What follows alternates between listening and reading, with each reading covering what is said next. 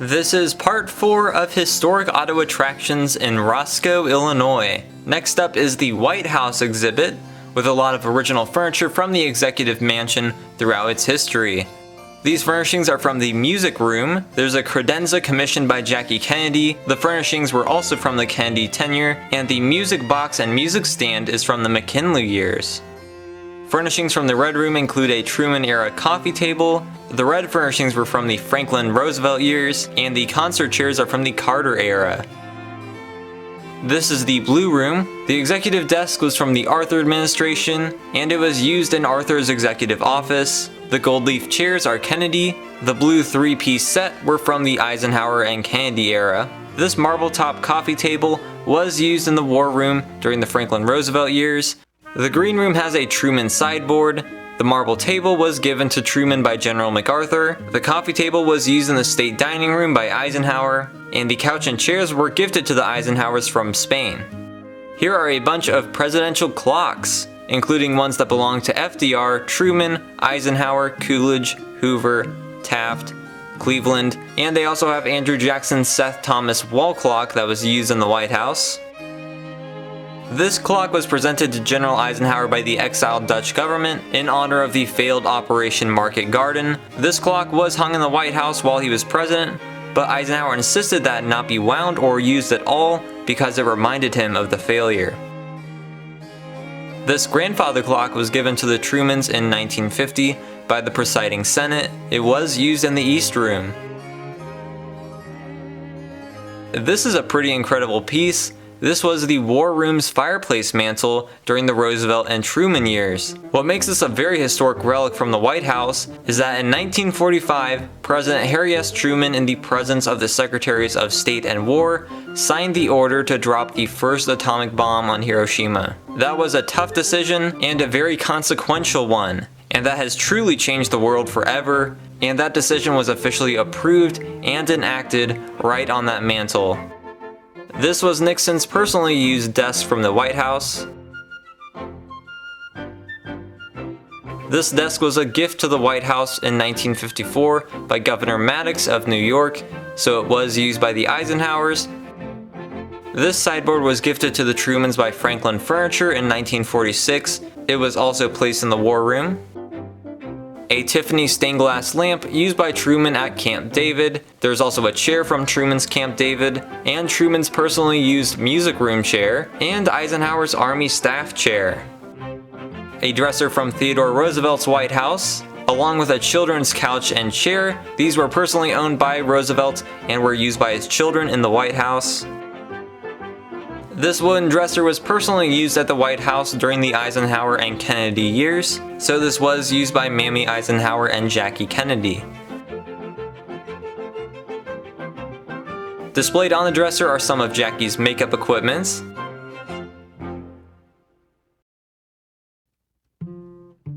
The rocking chair was given to Cardinal Cushing by John F. Kennedy. The Cardinal was very close to the Kennedy family. He married them, baptized them, and he presided over JFK's funeral. And that caneback chair next to it was used by Eisenhower in the Oval Office.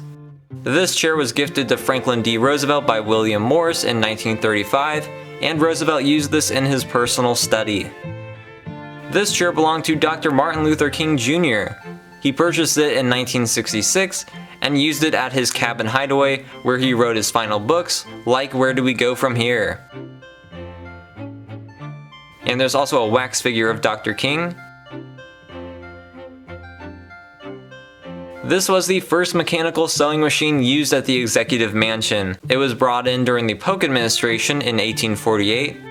This red couch was gifted to the Eisenhowers by the state of California, and it was used in the Red Room. This is President Lyndon B. Johnson's suit. He wore this during a Vietnam War TV broadcast in 1968, and seeing this in person you can tell that LBJ was definitely a towering figure. There's one of his hats, 2 pairs of his eyeglasses, and an Air Force One cigarette pack, a Johnson campaign hat, his Lord Elgin watch, and his keychain and tie clasp. That's LBJ's cowboy hat, his wool hat, and another one of his iconic hats. Here is one of First Lady Lady Bird Johnson's dresses. The pink dress also belonged to Lady Bird, along with those shoes and the white gloves, and there's some other Johnson era memorabilia. This is the pen Johnson used to sign the Economic Opportunity Act of 1964, which authorized the formation of local community action agencies. These are two of First Lady Rosalind Carter's dresses.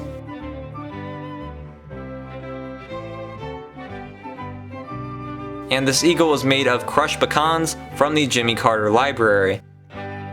This display has two of First Lady Pat Nixon's dresses, along with her hat worn on an African safari. This telephone and directory was used at the White House during the Nixon years. This is one of President Richard Nixon's suits.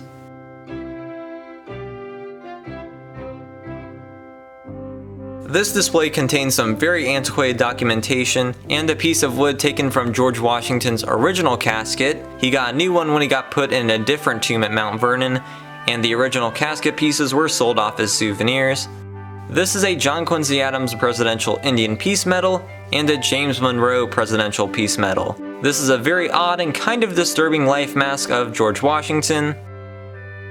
They also have one of Rutherford B. Hayes. A ticket to Andrew Johnson's Senate impeachment trial. That was quite the spectacle, and tickets into the chamber to witness it were sold for a lot of money at the time. Some First Lady autographs. There's a book and autograph of Vice President Spiro Agnew, and a Nixon inauguration program. That is Benjamin Harrison's walking stick, along with Taft's walking cane right behind it. A sterling silver spoon used by Theodore Roosevelt. That is General Zachary Taylor's personal razor. Artifacts of Taylor's are the rarest of any president. First Lady Grace Coolidge's rose chiffon stole. She was a very fashionable lady during the Roaring '20s. That is one of President Ronald Reagan's suit jackets. And a flag that flew over the US Capitol during his funeral in 2004. Reagan used this pen to sign the Social Security Amendment of 1983, which did allow for high-level federal employees to be able to get Social Security. That used to not be the case. That is the presidential M&M box. He had a bunch of these as the traditional presidential gift at the Reagan-Gorbachev summit in 1988. That's a piece of the Berlin Wall, a baseball cap signed by George Bush, a Bush Medal of Merit, Bush's golf ball, tie clasp, cufflinks, and some other Bush-era artifacts. This flag was signed by President Bush. This is the flag that was taken down from the White House at noon on January 20th, 1977, when Jimmy Carter was sworn in and Gerald Ford was no longer president. Some of Reagan's tie clasps, a Reagan keychain, a Reagan medal, Nixon's pens, and other presidential pens. Those are Kennedy's gold writing pens. Since they're so small, he could conceal them in his hands, and also Kennedy was a doodler. This is the pen used by President Kennedy to sign the Nuclear Test Ban Treaty in 1963 with the Soviet Union and Great Britain. It banned nuclear tests in the atmosphere, space, and underwater. This is the Illinois Stock Car Hall of Fame. The owner, Wayne Lensing, was involved with that. This is a 1940s Ford Coup dirt stock race car. It is left as Lensing found it out rotting away in a field in Iowa. This is the World of Speed exhibit, which is a really great collection of race car memorabilia.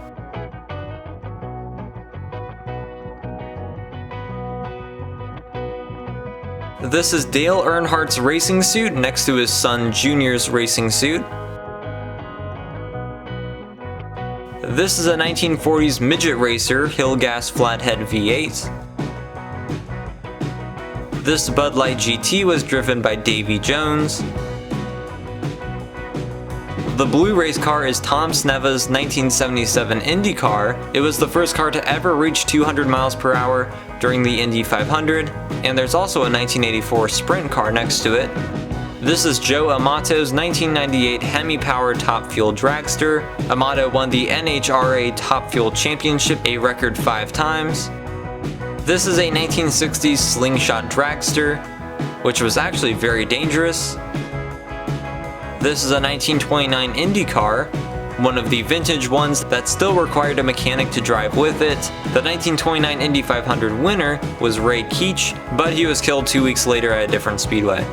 In the early days of the Indy 500, mechanics had to ride along, and this is an Indy 500 mechanics jacket from the earliest races. That's pretty cool.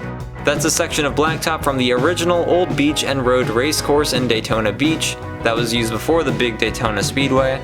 And this racing piston is autographed by Dale Earnhardt. This is a 1986 DeLorean time machine. Just like the one used in the 1985 classic Back to the Future, the DeLorean itself was a huge failure before the movie. There's wax figures of Marty McFly and Doc Brown. The Batman costume worn by George Clooney in the 1997 Batman and Robin film. Next to that is one of the Batmobiles from the original Batman TV series, custom made in 1965 by George Barris, based on Ford's abandoned Futura concept. This Batmobile is from the 1992 Batman Returns, directed by Tim Burton.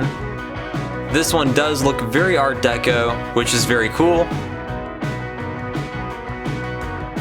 And this is the Bat Missile from Batman Returns. That Batmobile could convert into this Bat Missile in the movie. And there's a wax figure of Danny DeVito's Penguin, along with the Joker. This is the Flintstones mobile from the 1994 Flintstones movie, and a police uniform from the sequel, Viva Rock Vegas. And this may be the actual Ecto-1 from Ghostbusters. There's a few museums out there that claim to have the real one, but Historic Auto Attractions does claim that this is the one driven by the cast in the film.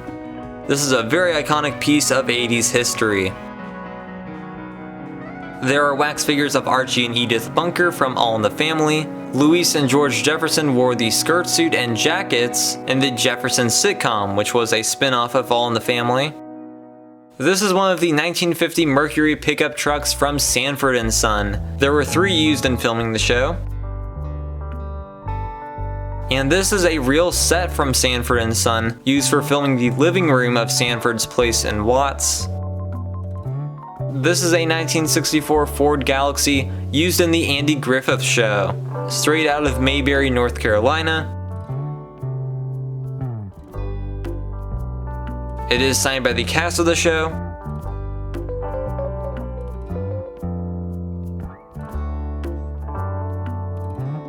This is the uniform worn by Don Knotts as Barney Fife in the Andy Griffith Show.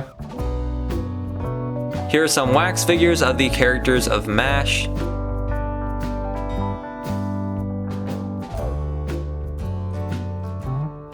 They do have a hat worn by Harry Morgan as Colonel Potter, and a cap worn by Radar in MASH. Wax figures of Captain Kirk and Spock from the original Star Trek TV series.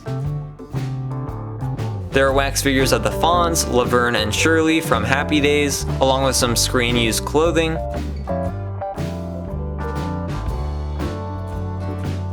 Wax figures of Steven Seagal, Danny DeVito, Michael Douglas, Paul Hogan, Bruce Willis, and Jay Leno. Hogan did famously play Crocodile Dundee, so they do have a crocodile.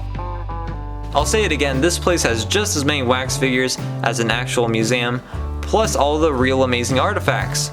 And there's a creepy Pinocchio up there.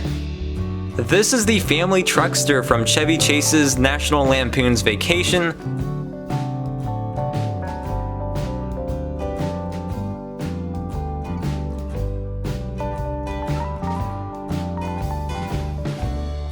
Here's a collection of more First Lady autographs. They ran out of room in the White House area. This is a 1955 Cadillac 75 limousine used by President Dwight D. Eisenhower. And this is a Lincoln limousine used by none other than Donald J. Trump. It is very rare now to see the cars of more modern presidents because the Secret Service now destroys all the presidential limousines, and this stuff is just very difficult to get a hold of. Trump used this limo during the crazy 2016 campaign. And here's a wax figure of President Trump.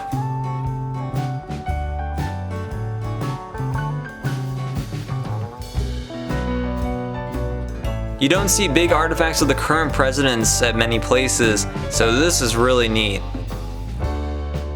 This engine was tested at the Bonneville Salt Flats of Utah, where lots of world land speed records have been broken. They even have a freaking NASA exhibit here. This is a full-scale replica of Freedom 7, used by Alan Shepard in the Mercury 3 flights, the first manned US mission into space. Shepard was only up there for 19 minutes, but it was a big step. This is a full-scale replica of an Apollo command module. It is very similar to the one used in Apollo 11 to make it to the moon and back.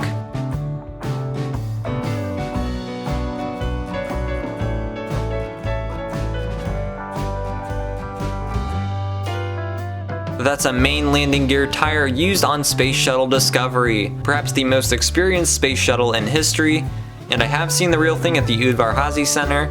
That little boy model is signed by the Enola Gay's crew, and this is the hat of Paul W. Tibbets, the pilot of the Enola Gay. That's the flag that draped the casket of astronaut Ted Freeman at his burial at Arlington. He was selected to be one of the Apollo astronauts in 1963, but he was killed in 1964 when a goose smashed through the cockpit canopy of his jet trainer, making him the first fatality of the American Astronaut Corps. This is Gene Cernan's spacesuit glove from the Apollo 17 mission, making this one of the 2 last spacesuit gloves that have been on the moon. This is the biopack couch from the MR2 suborbital flight test, where Ham the chimpanzee sat and was launched 640 kilometers over the Earth as a test mission to see if life could survive, and Ham did in fact survive the mission, and he was sitting right there. That's so cool.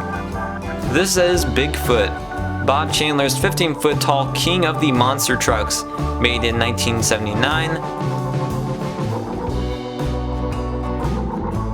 This is a taxidermied African bull elephant, not quite as big as the Bigfoot over there, but pretty close. This is a Morris safari car. It was built by the Morris Seaplane Company of Madison, Wisconsin, and it's very vintage and very nice. And this is the conclusion of the main exhibit area of historic auto attractions, but there's still more. The last exhibit is the Lincoln Room, with one of the best Lincoln collections you'll find anywhere. There's a wax figure of the man himself, sitting down in an old chair. This chair was used by Abraham Lincoln in the presidential rail car. Despite Lincoln's overall simplicity, the presidential car was very opulent, and it was later used as his funeral train back to Springfield. What's really cool is the tear of the upholstery at the edge of the seat. He was very tall and tended to sit more towards the edge of the chair, so that section of upholstery was rubbed off by Lincoln's butt. This is a window frame from the home of William Herndon, Lincoln's longtime Springfield law partner. This is a piece of wood from the original New Salem Mill Dam, where Lincoln lodged on his trip to New Orleans in 1832 on a flatboat, and where he would later move and live for 6 years. This is an original Currier and Ives print of Lincoln's open casket laying in state, with all the elaborate catafalque that was prevalent during every location of the funeral, and as the funeral train moved from Washington to Springfield, it made many stops and had funerals in several major cities. That land grant was signed by Lincoln in 1861. This is one of First Lady Mary Todd Lincoln's dresses, along with her shoes.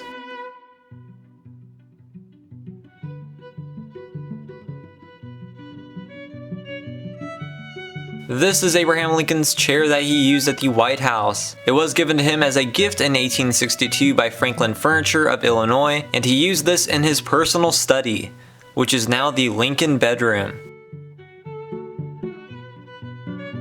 They say this is General Robert E. Lee's jacket. I do question the authenticity of this. I think it's a replication, considering it's just out there, and I think the American Civil War Museum in Virginia has it.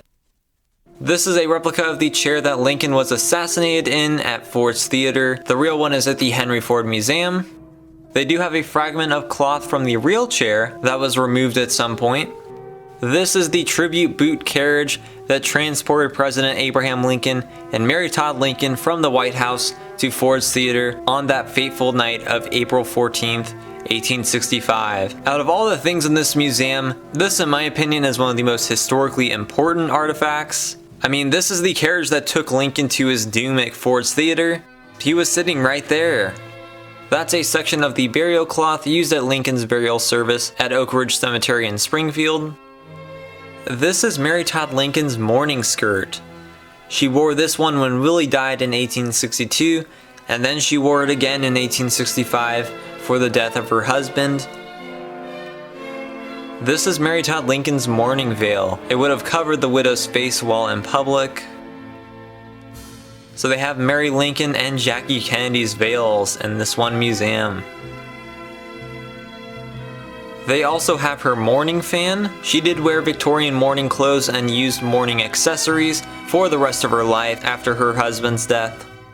This is a rare CDV of the First Lady taken in early 1861 by Matthew Brady during the inaugural festivities. She is wearing the dress that she wore at the first inauguration. This black dress was worn by Eliza Blair at Lincoln's funeral. The Blairs were an important political family in the 19th century. Her husband, Francis Blair, was a founding member of the Republican Party, and Francis Blair's father, Montgomery Blair, was Lincoln's Postmaster General. This is one of the coins that were placed on Lincoln's eyelids after he died in the Peterson House on April 15th, when Edwin Stanton said he now belongs to the ages. This handkerchief was wrapped around Lincoln's head after he passed away to keep his jaw closed until rigor mortis set in, and it is stained with Lincoln's blood. These are the handles from Abraham Lincoln's original outer coffin. They were obtained by Herbert Wells Fay, one of the original caretakers of Lincoln's tomb. Lincoln was exhumed in 1884 to be viewed and identified, and then he was buried somewhere else to prepare for his placement in the permanent tomb, which was not yet finished. This is a hubcap off the gun caisson that carried the bodies of the Lincoln conspirators after they were hung. These are the manacles worn by Lewis Payne, known for being the most attractive Lincoln conspirator, while he was imprisoned. This doorknob is from Mary Surratt's boarding house. These are some badges that were around Mary Surratt's hands when she was hanged, along with bits of rope from Surratt's, Atzerott's, Payne's, and Harold's hanging ropes. There's a clipping of Mary Surratt's hair. This is First Lady Lucretia Garfield's mourning dress, which she wore at the funeral of her husband, the assassinated President James A. Garfield. That was the second assassination of a president just 16 years after Lincoln. This is a piece of rope with which Garfield's assassin Charles Guiteau was hanged in 1883.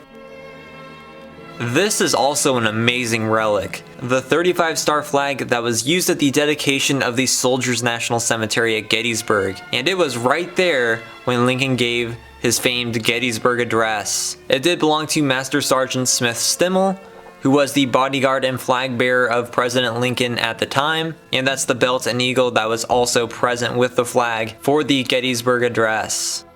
That is the last piece of carpet still in existence on which Abraham Lincoln stood when he delivered his second inaugural address on March 4th of 1865. It survived the Indian Hill Fire in 1959, which very tragically destroyed a lot of great Lincoln artifacts, including just about all of the carpet from the inaugural platform, a program from the Lincoln Memorial's dedication.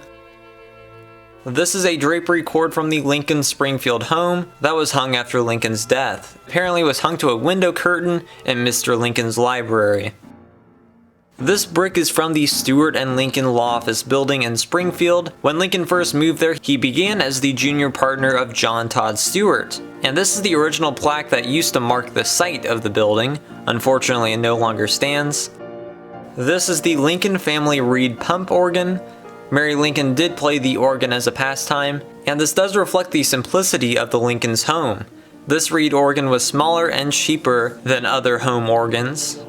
There are locks of President Abraham and Mary Todd Lincoln's hair. That is Abraham Lincoln's personal spoon. Incredible piece of history right there. That was Lincoln's personal razor, which for many years prevented his iconic beard until he got a letter during the presidential campaign from a little girl who said he'd look better with a beard. Then this razor was retired. That's a piece of wood from the roof of the home where Lincoln's father, Thomas Lincoln, married Sarah Bush Johnston after Lincoln's mother had passed away. This was in Elizabethtown, Kentucky, and I have been to the site of this house. So this Lincoln collection, as with all of the attractions here, is mind-blowing and beyond impressive. Again, this is one of the greatest museums in America, and you must come here for yourself. Alright, so this is one of the greatest museums I've ever been to. Probably one of the best in the country. Definitely get out here. Like, this is a must-see. Just can't believe everything that I've seen. So if you like this video, make sure you've watched all the parts of my series here. Check out my other videos at museums, roadside attractions, presidential sites, auto museums, all sorts of stuff, so please go check those videos out. And thanks for watching.